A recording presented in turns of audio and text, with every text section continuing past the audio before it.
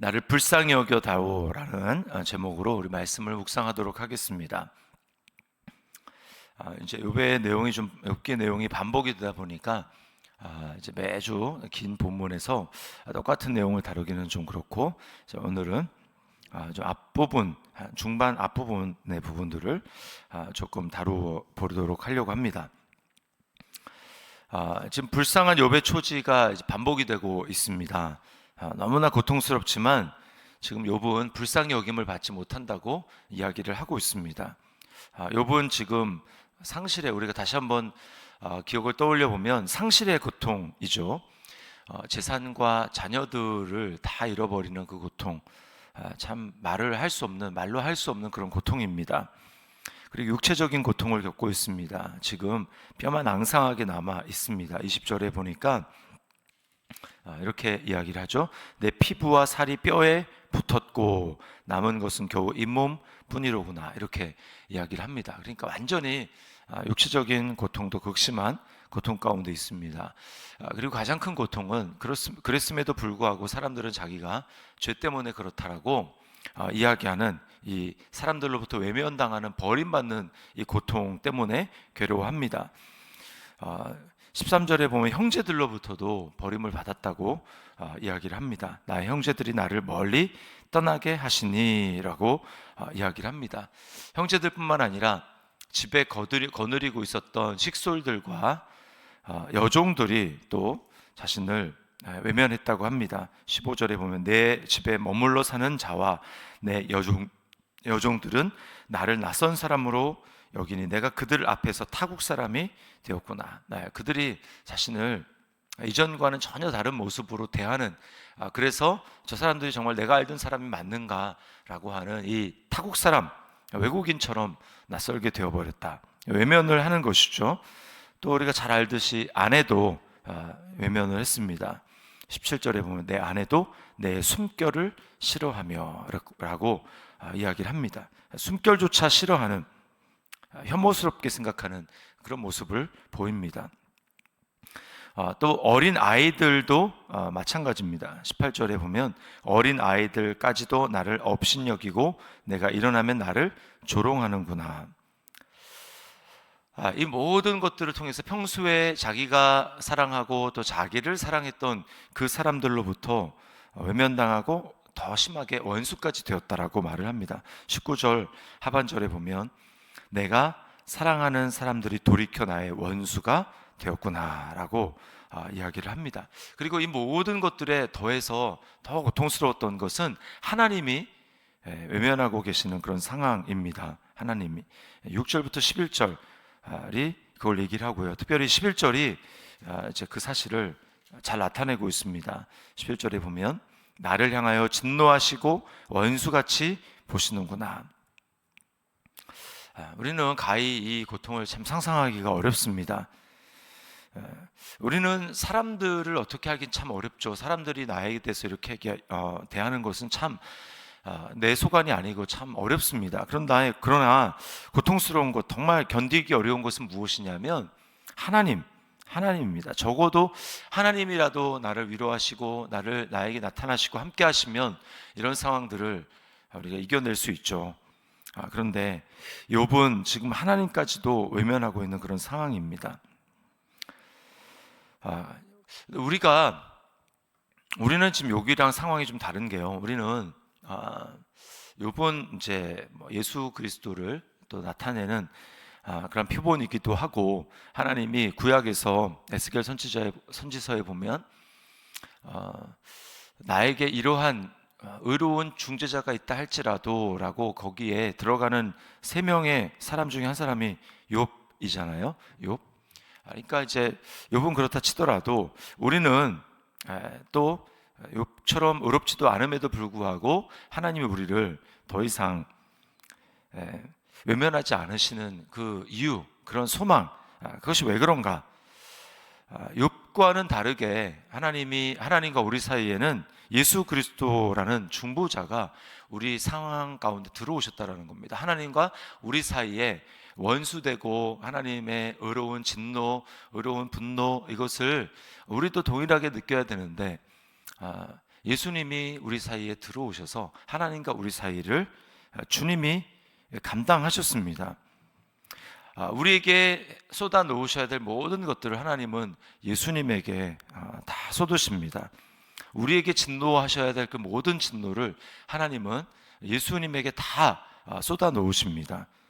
그리고 우리를 외면하시고 우리의 간구와 우리의 부르짖음을 듣지 않으시고 응답하지 않으시고 외면하셔야 되는데, 하나님은 십자가에 달리신 예수님에게 그렇게 하십니다. 어찌하여 나를 버리셨나이까? 아무리 부르짖어도 하나님은 예수님의 그 부르짖음을 듣지 않으시고 외면하십니다. 사실 어찌하여 나를 버리셨나이까라고 하는 그 고백은 욥의 고백이어야 하고 욥의 부르짖음이어야 하고 우리의 부르짖음이어야 합니다. 우리는 하나님으로부터 우리가 지은 그 죄 때문에 하나님으로부터 나를 어찌하여 버리셨습니까? 라고 부르짖어야 하는 그런 존재들이죠. 그러나 감사함과 믿음으로 그리스도를 주로 섬기는 자들에게 하나님은 우리에게 그리스도와 연합되는 그런 축복을 주셨습니다. 그래서 이 모든 것들이 그리스도 안에서 어떻게 바뀝니까? 이제는 어찌하여 나를 버리셨습니까? 어찌하여 내게 잠잠하십니까? 라가 아니라 어떻게 하십니까? 구하라 주실 것이요, 또 구하는 자에게 좋은 것으로 주시지 않겠느냐라고 하시는 하나님의 약속이 있습니다. 우리를 사랑하시되 어떤 상황에도 그 사랑을 철회하지 않을 것에 대한 분명한 약속을 주십니다. 우리를 우리 주 예수 그리스도 안에 있는 하나님의 사랑에서 끊을 수 없으리라, 그렇게 우리가 고백할 수 있는 것이죠. 예수님 때문입니다. 예수님이 십자가에서 우리와 자리를 바꾸심으로 말미암아 우리에게 일어난 일이죠. 자, 적용입니다. 이 하나님의 은혜와 사랑을 누리고 있습니까? 당연한 것이 아니라 값비싼 은혜를 지불하고 주어진 것임을 알고 감사하고 감격하며 누리고 있습니까? 자, 우리가 이런 정말 말도 안 되는 사랑을 우리가 받았다라는 것을 기억한다면 우리는 어떻게 우리 주변에 있는 사람들을 대하고 형제 자매들을 대해야 될까요? 그것이 오늘 설교의 제목입니다. 불쌍히 여겨 주어야 한다라는 거예요. 욥이 지금 그것을 요구하고 있습니다.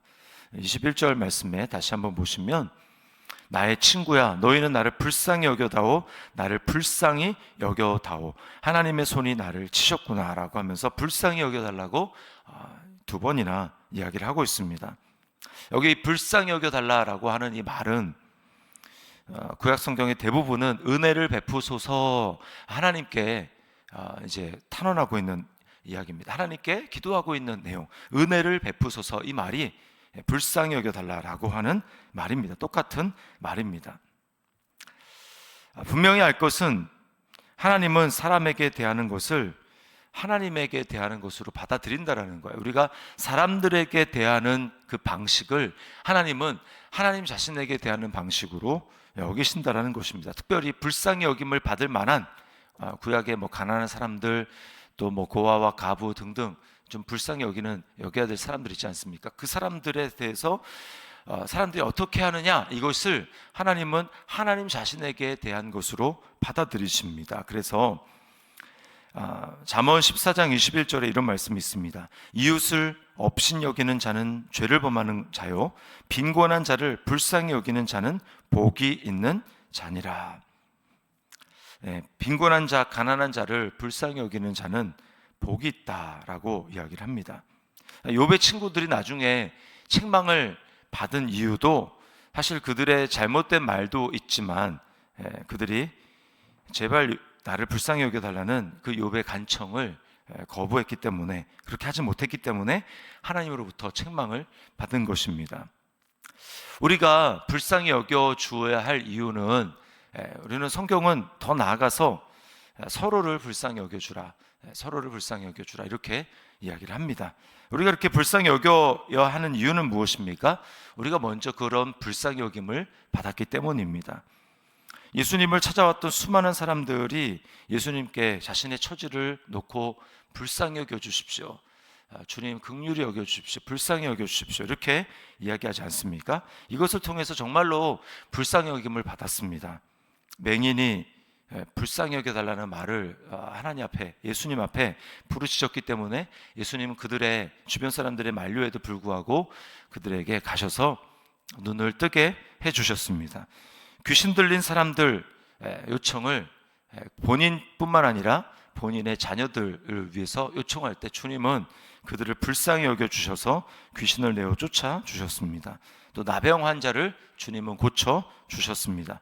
과부의 아들을 살려주셨습니다. 이 모든 것들이 다 긍휼히 여기소서, 불쌍히 여겨주셔서라고 간구했던 사람들에게 주님 행하신 일입니다. 주님은 사람들을 보면서 무리들이 목자 없는 양과 같이 방황하고 있는 것을 보시면서 마음에 불쌍히 여기셨다고 말씀을 합니다. 그 결과, 주님이 불쌍히 여기신 결과 우리는 불쌍히 여김을 받아 구원을 받게 되었습니다.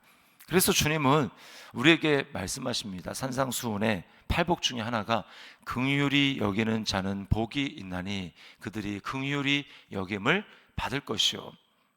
우리가 긍휼히 여김을 받았기 때문에 하나님 마땅히 우리가 긍휼히 여길 것을 마땅히 기대하고 계십니다. 그러나 우리가 긍휼히 여김을 베풀지 않는다면 그것은 무엇과 똑같습니까? 너는 스스로 네가 긍휼히 여김을 받는 존재, 나로부터 긍휼히 여김을 받았다라는 것을 거부하는구나 라고 하나님은 말씀하신다는 것이죠.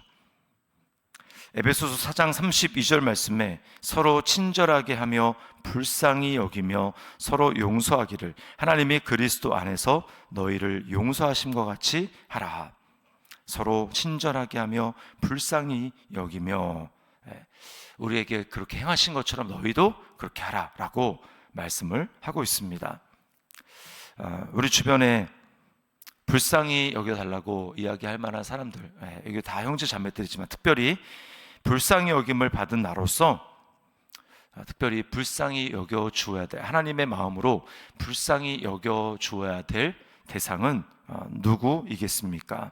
오늘 불쌍히 여겨다오라고 우리에게 말을 하는 수많은 사람들을 향해서 불쌍히 여김을 받은 자로서 불쌍히 여겨야 될 사람이 누가 있는지 하나님 앞에 기억하며 그를 위해서 기도하고 또 그를 불쌍히 여겨주는, 그래서 하나님의 불쌍히 여김이 흘러가는 은혜가 있기를 예수님의 이름으로 축복합니다.